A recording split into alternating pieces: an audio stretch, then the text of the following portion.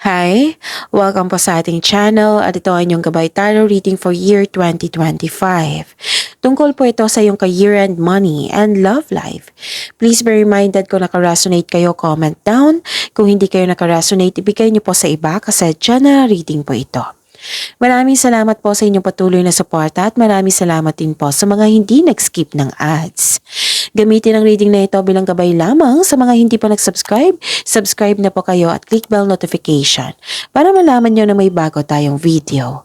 Para sa mga gustong magpa-reading po, just comment link LINK at abangan ang aking reply. Kung may narinig kayo or may nakita kayong repeating message, meaning to say pinupush ng cards nyo yan, kasi ang ilan sa inyo hindi pa binigyan ng atensyon. Na kung maaari din po, bigyan nyo po ng solusyon at aksyon. Remember, at the end of the day, alam mo na ikaw lang ang taong may kakayahan at responsable na gumawa ng sarili mong katotohanan at kinabukasan.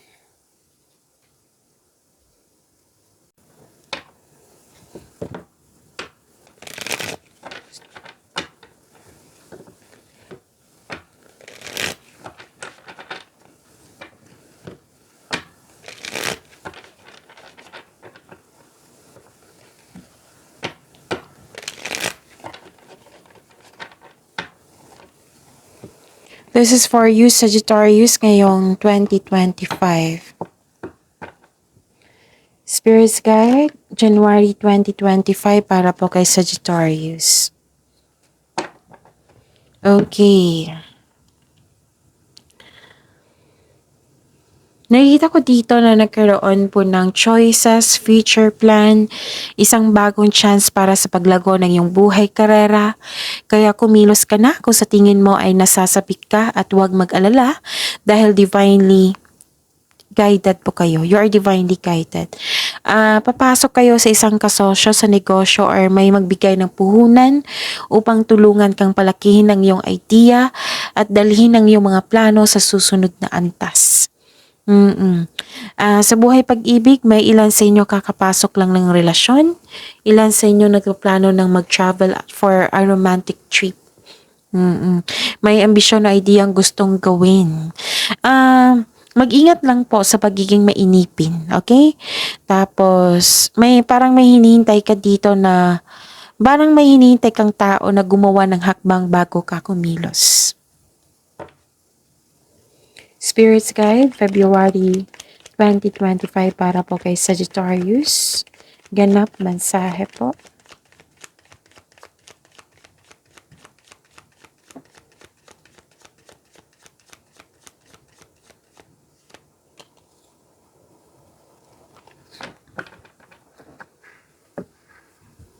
Okay. Nakikita ko dito na nagkaroon po ng kung may nangyaring conflict, argument, pero ang mas nakikita ko dito is gumagawa ka ng paraan para maayos na. Actually, may gustong bumalik sa nakaraan dito. Mag-ingat lang kayo sa dumating na bagong tao or yung bumalik galing sa nakaraan. Kasi may gusto siyang kunin sa iyo eh.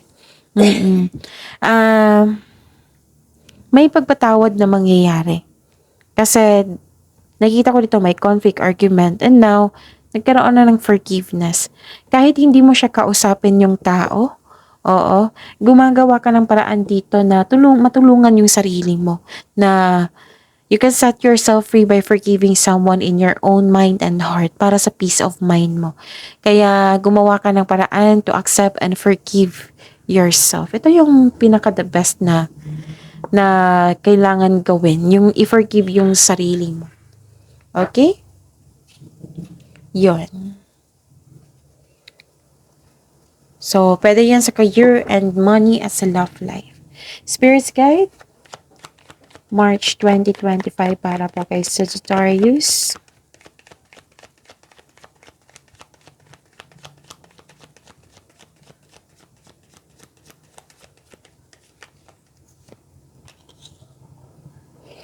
Okay.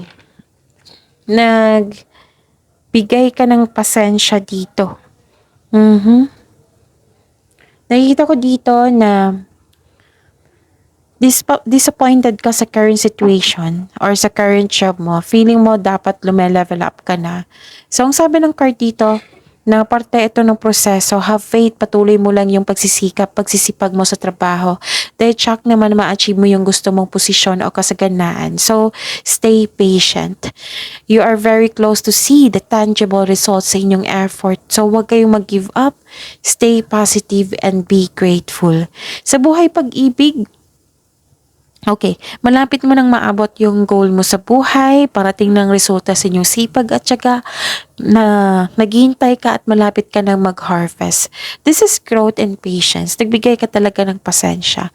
Sa buhay pag-ibig, sa mga single dito, nagmamadali kayong magkaroon ng relasyon.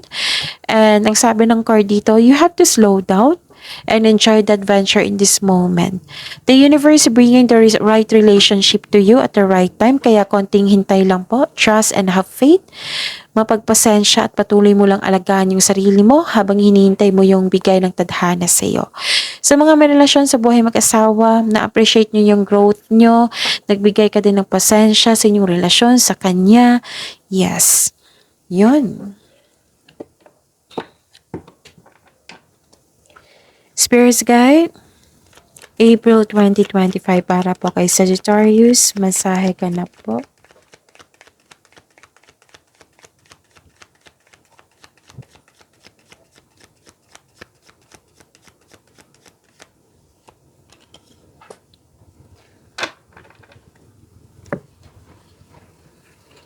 Okay, so this is April, right?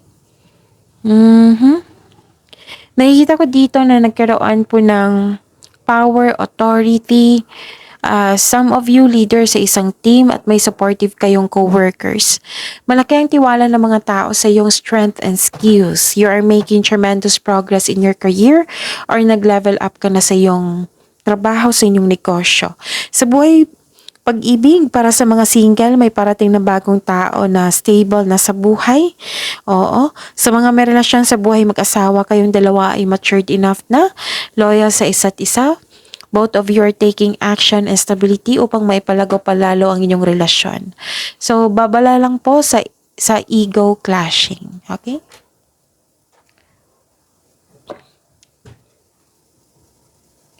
Spirits Guide,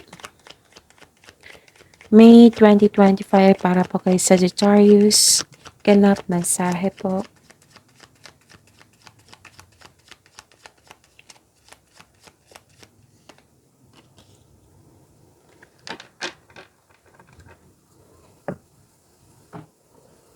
Okay. Nakikita ko dito na nagkaroon po ng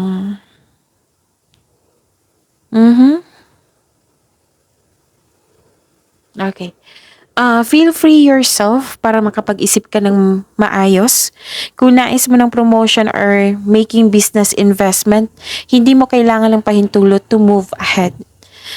Nakita ko nga dito na mas gusto mo magtrabaho mag-isa rather than in collaboration. Pero nakita ko dito na kailangan nyo nang mag-reach out for support and connection. Makinig din sa inyong intuition at magpahinga din po. Parang naghahanap ka ng sagot sa inyong mga katanungan. So, ang sabi ng card nyo po dito, nasa iyo na po daw yung sagot sa inyong mga katanungan. Sa buhay pag-ibig, sa mga single po, you need time alone, parang perfect time sa inyo na maglaan ng oras sa sarili. Ayaw nyo munang makipagrelasyon. So, para sa mga marelasyon, buhay mag-asawa, maaring magkaroon kayo ng desisyon na mag-space muna. Oo, para sa pagbalik nyo, stronger na kayo than before. Spirits Guide, June 2025 para po kay Sagittarius.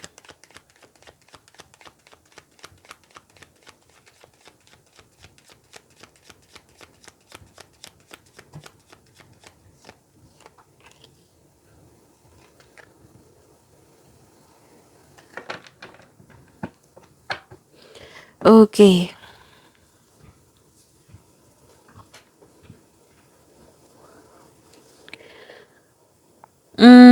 Gusto mo ng career change. Gusto mo ng pagbabago. Pwede din na may offer sa inyo na position or career change na nag-iisip ka nag-iisip ka dito kung kailangan bang tagapin or hindi kasi comfortable ka na sa yung posisyon or sa kita. Ayaw mong mabigo kaya nagbabalanse kayo. Tapos, mag-save din ng money, pag-iingat, pay attention sa labas ng inyong kaperahan. Tapos, discard daw na humingi kayo ng guide kay God para mapalaya mo ang sarili mo sa nararamdaman mo. Kasi nalilito ka dito parang na-stuck ka. Okay? So, sa buhay pag-ibig, feeling trapped or stuck ka sa inyong relasyon, nag-iisip ka ng umalis o pakawalan, pero ayaw mo. Sa mga single, ayaw mo nang makipagrelasyon dahil hindi pa naka-move on sa nakaraan. Feeling mo na stuck ka, kailangan mong pakawalan ng iyong sarili, lalo na't hindi na ito existing sa present mo. So this card asks you to allow yourself to experience love again. Spirits Guide, July 2025 para po kay Sagittarius. Spirits Guide, July 2025 para po kay Sagittarius. Ganap mensahe.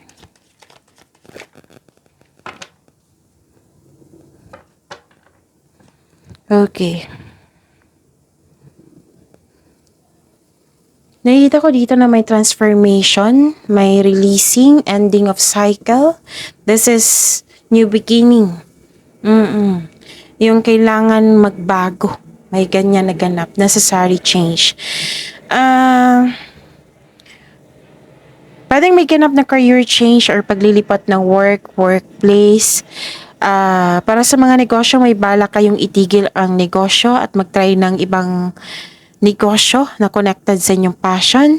Pwede din may end of contract dito. Sa kaperahan, this is a tough time pero huwag kayong mag-alala. Money matters will improve, so hold tight lang po. Kapit lang po. Sa buhay pag-ibig, sa mga single dito, may balak na makipag-connect sa inyo ang dati mong close. Pwedeng ex mo ito or dating kaibigan. May balak siyang makipag-reconnect sa iyo. Sa mga marelasyon sa buhay mag-asawa, may nakita ko ditong changes sa inyo. Pwedeng nagkaroon kayo ng cool off or space. Para sa pagbalik nyo, magkakaroon ng yung magiging okay na, magiging stronger na kayo. Pero some of you nakikita ko dito na nilalaban yung pagbabago. Parang natatakot sa changes, ayaw mag-move on. So, ending the situation means new opportunity is coming, a new beginning. It might be uncomfortable. It might be uncomfortable kayo, pero this card tells you na let go and trust the universe and yourself. Kumbaga, swift change brings you new beginnings. Okay, so yun. Spirits Guide, August 2025 para kay Sagittarius. Ngayong ganap at mensahe. Nakita ko dito na nagkaroon po ng gumagawa ka ng logical na aksyon sa iyong mga layunin na maaring humantong sa pagiging sariling boss or pagtanggap ng promotion or pagkuha ng tungkulin sa pamumuno. So, yun. Kinikilala ka ng mga tao dyan na malaki ang iyong kontribusyon. Marami kang nagawang mabuti. Ganon. Tapos, this is recognition sa buhay pag-ibig, ang isang sa mga single, may parating sa inyo na isang matalinong tao, matagumpay, magpapahayag ito very attractive siya kung magsalita. Very attractive siya kung magsalita. Tapos, magaling siya sa communication. Okay, it might be this is a fire signs, Aries, Leo, Sagittarius, or air signs, Gemini, Libra, and Aquarius. Para sa mga marelasyon, ang iyong partner ay kinagamit ang lohika ka sa emotion. Mataas ang pasensya nito. Okay? Tapos, mag-ingat lang kayo kasi may distraction dito eh. Mag-ingat kayo sa taong walang magandang intention sa iyo na may controlling person at hindi honest sa iyo. So, umiwas sa kanya. Spirits Guide, September 2025 para kay Sagittarius. Ganap mensahe po.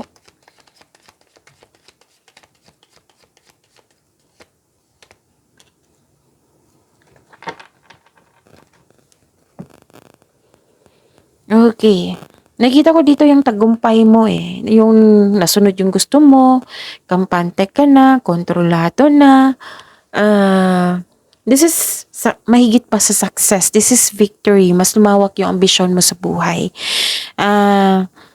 Parang gumagawa ka ng rules dito para masunod. Tapos may malaking influence na isang tao na maaring siya yung magbigay ng tulong sa iyo or inspirasyon. So, own your space with confidence. Okay? May paalala lang po ang card niyo po dito na mag-ingat kayo sa taong maluloko or self-centered na tao. Toxic po na tao. So, yun. Sa buhay pag-ibig, nakita ko dito na may nasunod yung gusto mo. Nasunod, naging kampante kayo. May concern lang sa isang tao na defensive masyado or sobrang reactive. Oo. Sobra siyang mag-react. Okay? So, yun. July, August, September, October. Spirits Guide, October 2025 para po kay Sagittarius.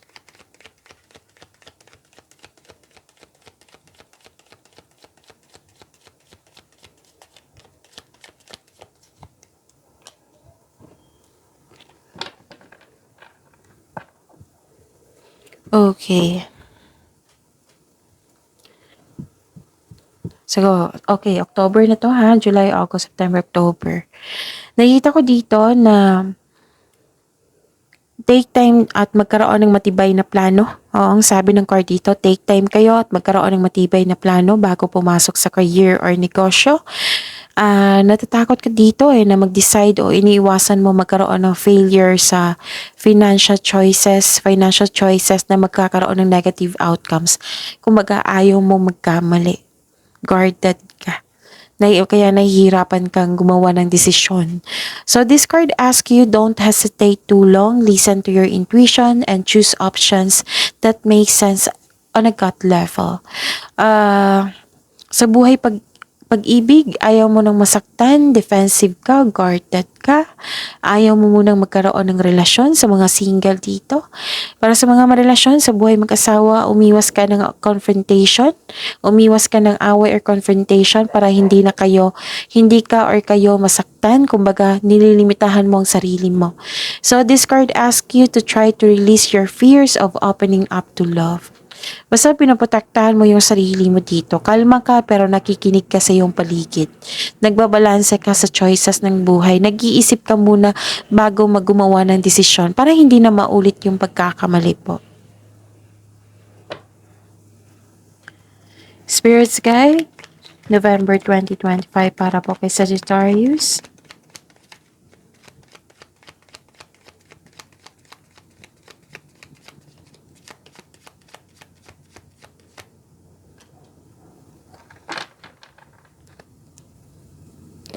Nakita ko dito na nagkaroon po ng bumuo po daw kayo ng diskarte, sabi ng card nyo. Bumuo kayo ng diskarte upang makuha ang gusto mo o umalis sa iyong trabaho bago maging toxic po. Sa buhay pag-ibig, para sa mga marelasyon, isa sa inyo may lihim or nagsisinungaling po. So this card asks you na ngayon ang oras magkaroon ng tapat at bukas at makipag-usap, magkaroon ng conversation po. Honest conversation. Okay? Sa mga single po, maaring may tao na hindi tapat sa iyo pero patuloy ka pa rin sinusuyo. Okay? At saka yun. Huwag niyong ibunyag, mag-ingat sa ibang tao at bagay.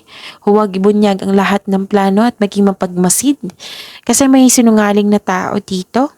So, mag-ingat kayo sa taong mahilig magmanipula. Okay?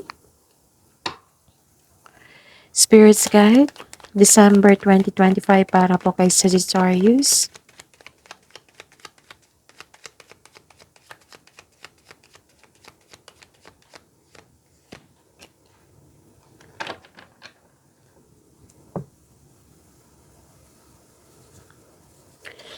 Nakikita ko dito na nagkaroon ng yung nagbabalanse ka. Oo.